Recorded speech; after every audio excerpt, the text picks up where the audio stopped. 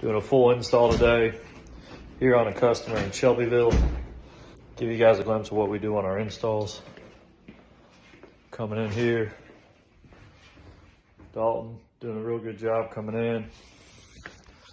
Sealed everything, all tight.